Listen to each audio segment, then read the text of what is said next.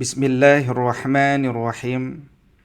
Asbahna wa asbahal mulku lillahi walhamdulillahi la syarikalah. La ilaha illa huwa wa ilaihil masir. Bismillahi tawakkalna ala Allah. La hawla wa la quwata illa billahil aliyyil azim. Bismillahi kalimatillahi tammati min syarri ma khalaq. Uhayyikum jami'an bitahiyyatil islamil khalidah wa tahiyyatul islami salam. Assalamu alaikum warahmatullahi wabarakatuh. Alhamdulillahi rabbil alamin wa bihi nasta'inu ala umurid dunya wad din. Ashhadu an la ilaha illallah wa ashhadu anna Muhammad Rasulullah. Allahumma fasalli wa sallim wa barik ala sayyidina Muhammad sayyidil mursalin wa ala alihi wa sahbihi ajma'in, amma ba'du.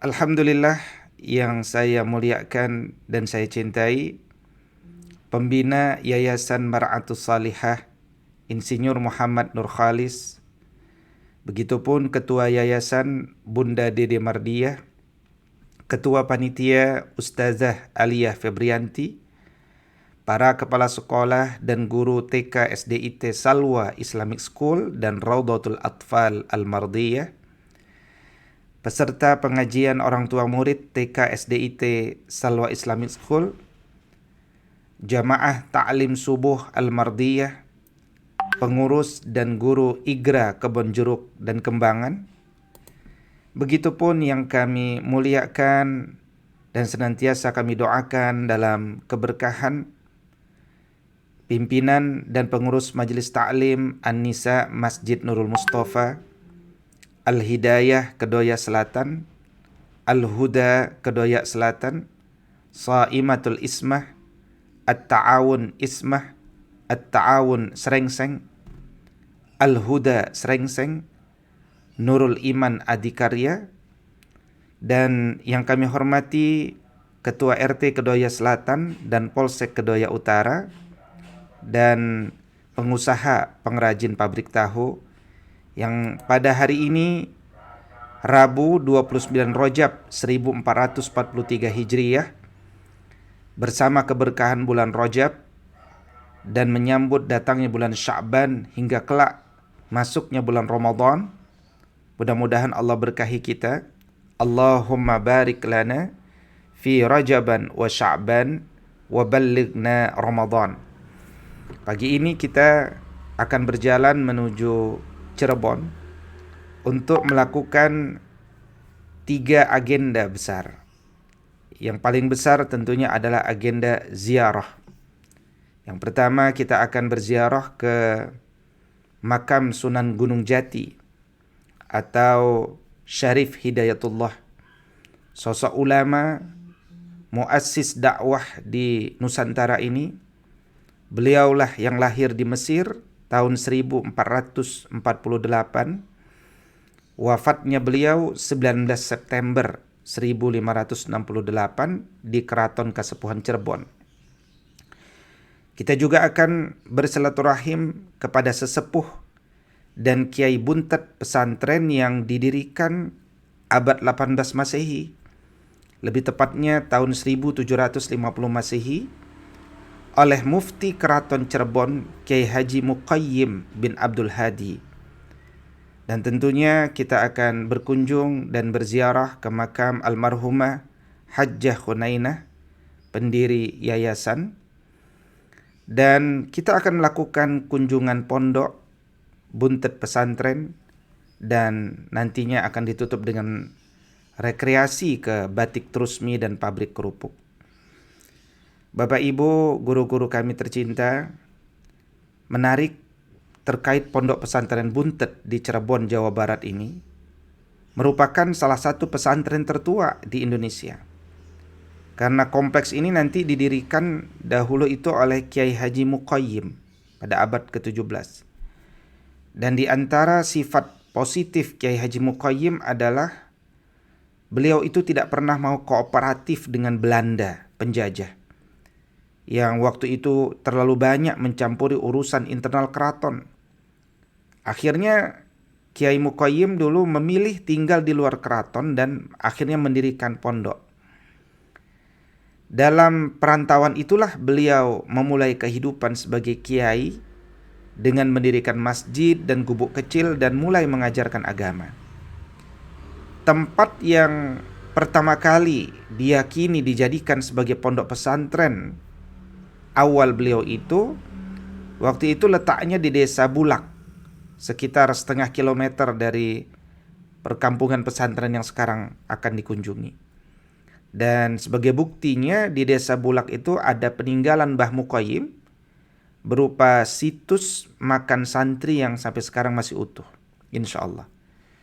Dan kiprah pondok pesantren ini sangat dikenal karena banyak memunculkan ulama besar. Di antara mereka ada Kiai Haji Abbas yang lahir tahun 1879 dan wafat tahun 1946. Ya, dan kalau kita baca buku Sejarah Perkembangan Islam di Jawa Barat, Kiai Haji Abbas Buntet merupakan generasi keempat yang mengasuh pondok pesantren tersebut. Bapak Ibu, guru-guru kami dan seluruh pendidik yang mudah-mudahan dimuliakan oleh Allah Subhanahu wa taala. Pagi ini atau hari ini di antara ibadah yang disyariatkan oleh Allah Subhanahu wa taala adalah bagaimana melembutkan jiwa kita. Dan hal ini sangat berkorelasi dengan syariat ziarah kubur yang diperintahkan oleh Rasulullah sallallahu alaihi wasallam. Kita ketahui bahwa setiap jiwa akanlah mati. Kullu nafsin za'iqatul maut. Tiap-tiap yang berjiwa akan merasakan kematian itu. Wa innama tuwaffawna ujurakum yaumal qiyamah. Dan sesungguhnya pada hari kiamat nantilah pahala kita baru disempurnakan. Faman zuhziha 'anil nar wa udkhilal jannah faqad faz. Barang siapa yang dijauhkan dari neraka, dimasukkan ke dalam jannah, maka mereka itulah orang-orang yang beruntung. Wa mal hayatud dunya illa mata'ul ghurur. Dan tidaklah kehidupan dunia ini kecuali hanya perhiasan, hanya kesenangan yang bersifat sementara tapi sering memperdaya. Allah peringatkan kita dalam Quran surat Ali Imran, surat ketiga ayat 185. Karena itu Bapak Ibu jamaah sekalian, zikrul maut adalah pelembut hati. Bagi kita yang terlalu mencintai dunia, Nabi peringatkan, izhad fid dunya yuhibbakallah. Zuhudlah kalian pada dunia, maka Allah akan mencintaimu. Maka aksiru zikri hazimil lazzat, yakni al-maut. Nabi SAW berpesan, perbanyaklah mengingat sesuatu yang dapat memutuskan kecintaan kita pada dunia, yaitu memperbanyak mengingat kematian. Dan di antara sarana, cara agar kita semakin menikmati, semakin sering, semakin lembut jiwa ini karena mengingat kematian adalah disyariatkannya ziarah kubur. Kata Nabi SAW dalam hadis riwayat Imam Muslim nomor 977, kuntu nahaitukum an ziyaratil kubur fazuruha.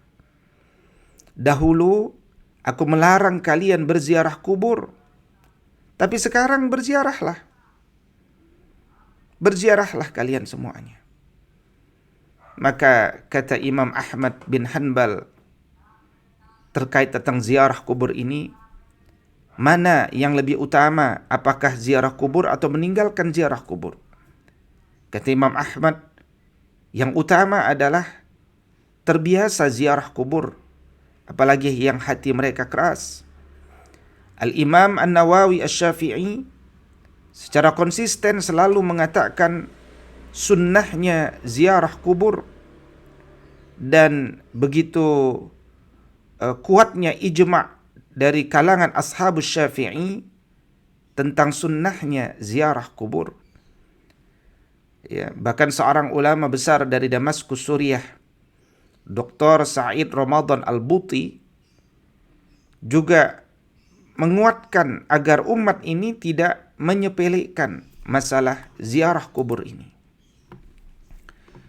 Dan disyariatkannya ziarah kubur ini juga sebagaimana perintah Nabi sallallahu alaihi wasallam, "Inna rabbaka ya'muruka an ta'tiya ahlal baqi' fatastaghfiru lahum."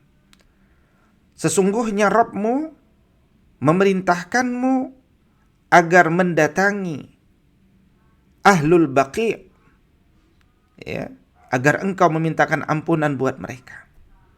Kalau kita sempat umrah, sempat haji, jangan lupa ziarah ke makam di Baqi'. Doakan kepada mereka, para sahabat, orang-orang mulia di masa awal.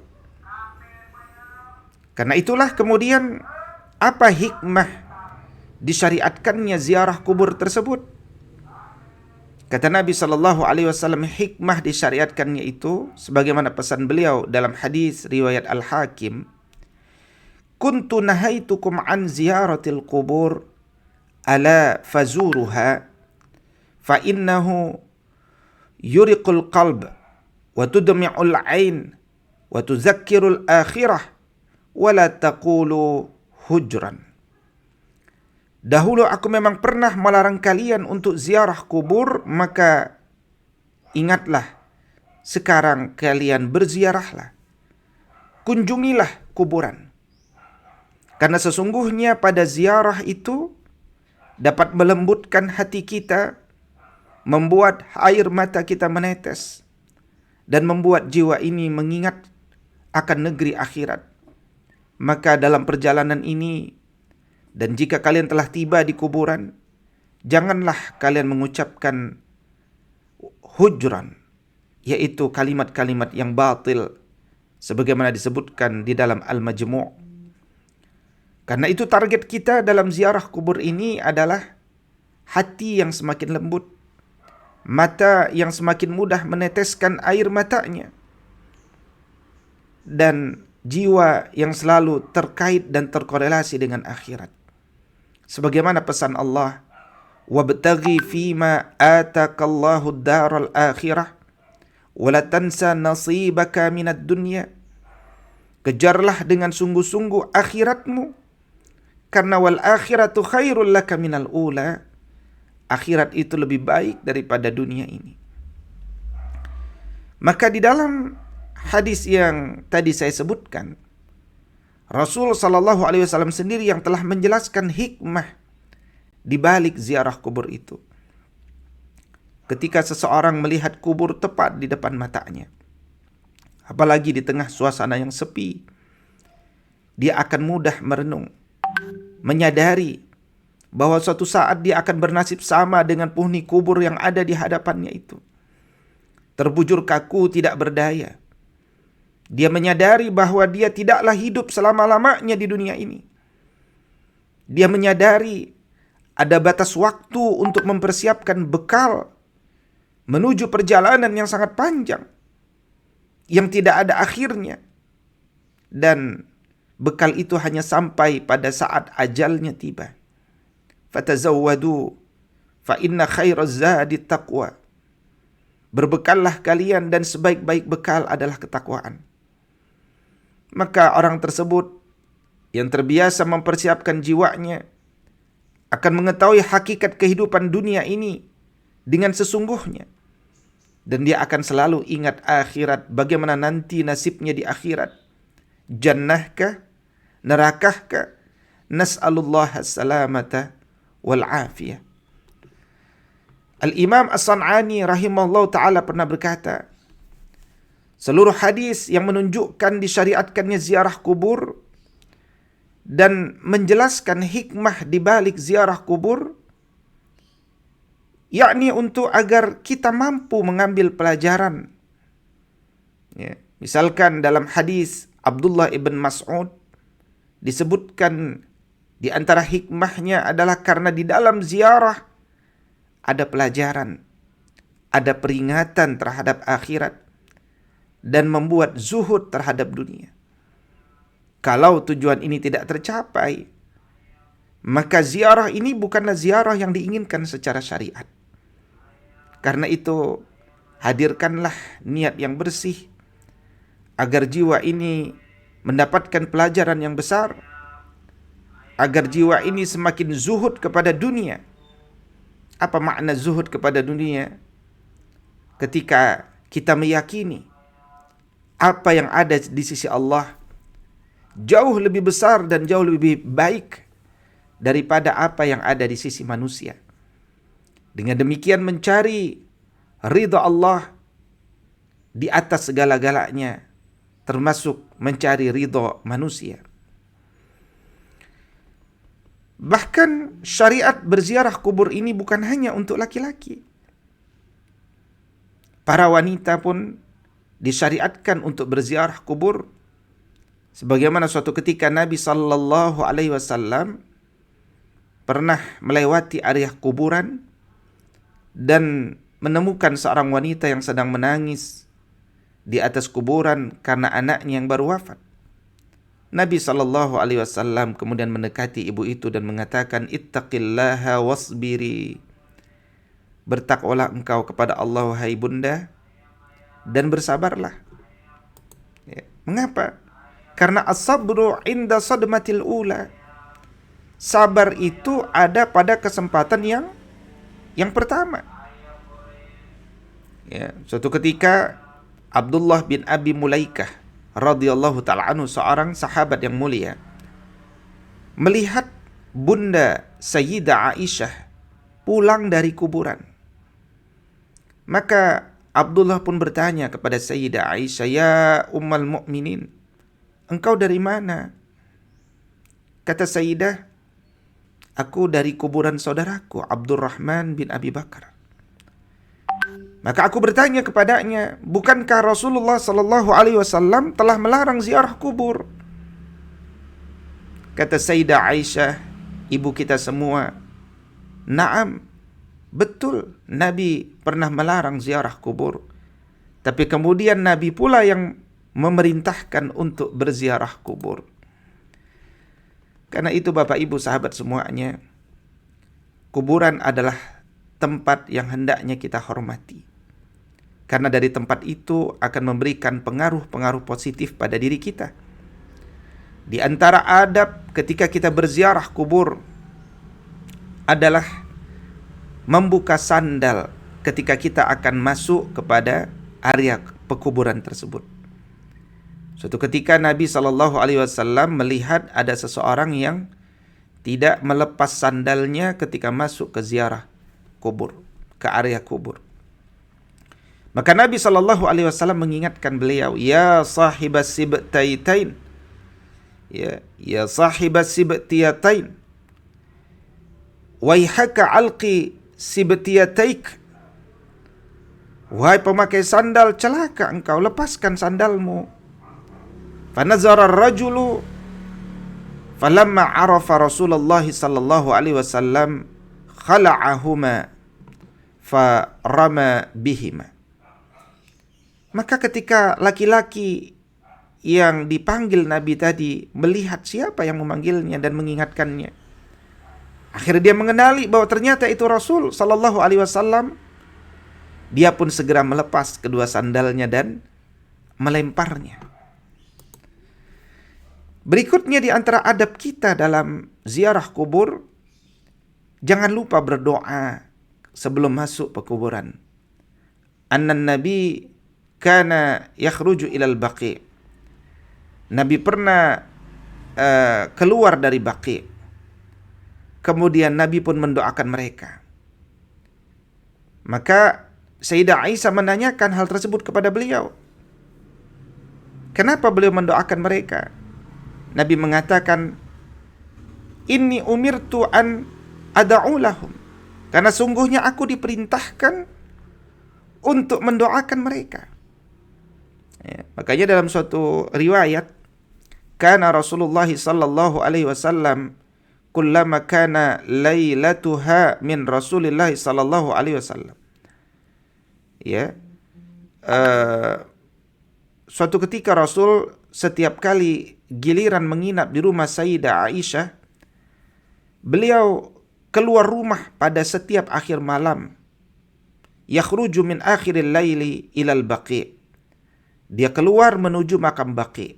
Fayaqul, kemudian mengucapkan, Assalamu alaikum dara qaumin mu'minin.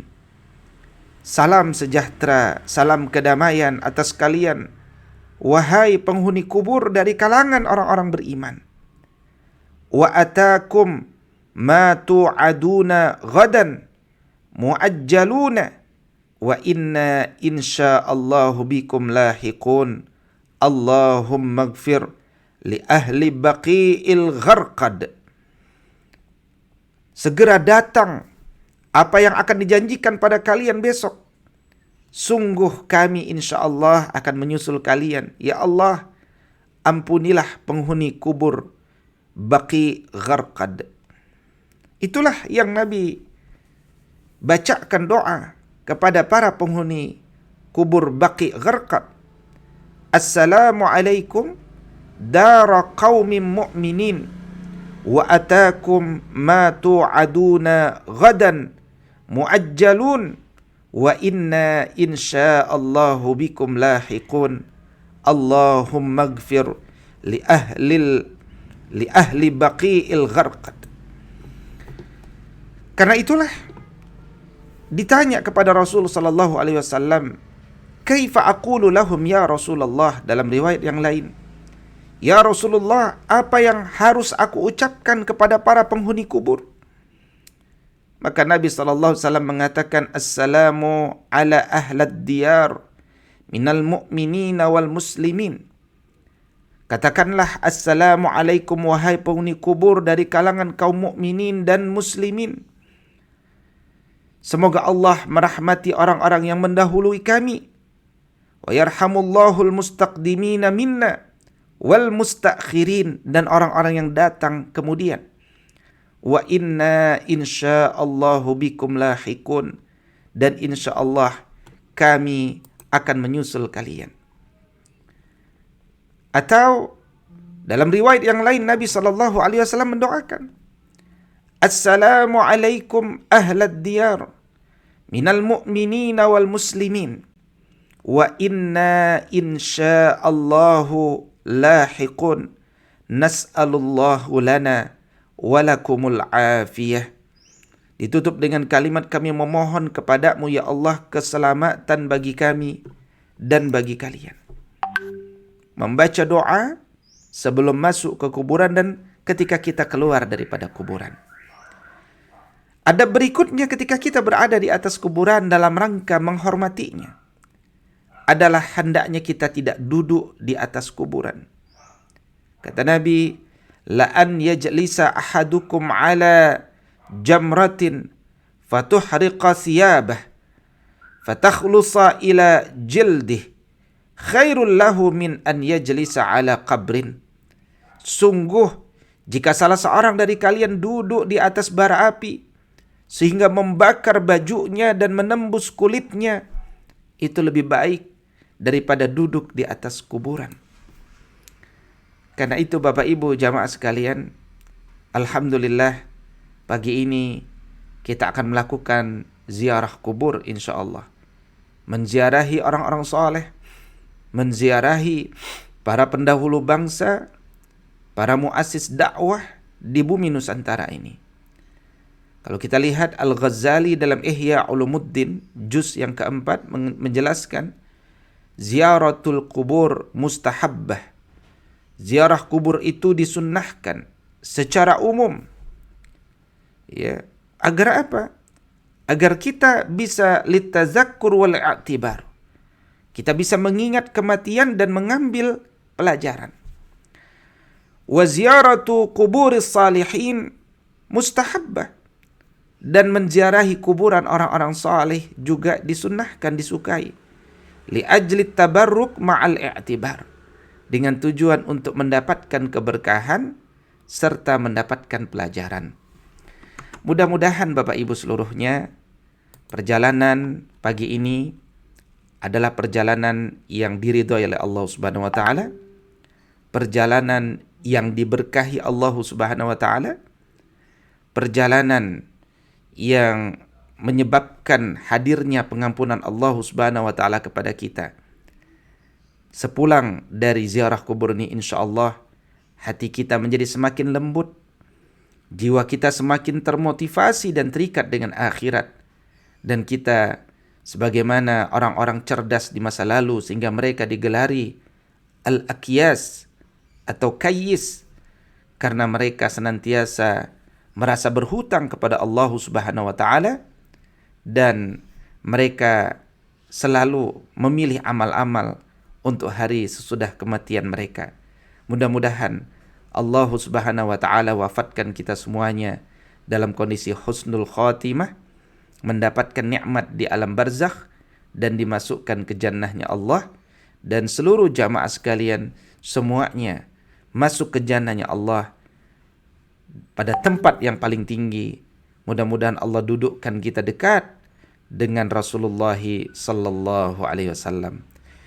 Aqulu qauli hadza wa astaghfirullah li wa lakum. Summa assalamu alaikum warahmatullahi wabarakatuh.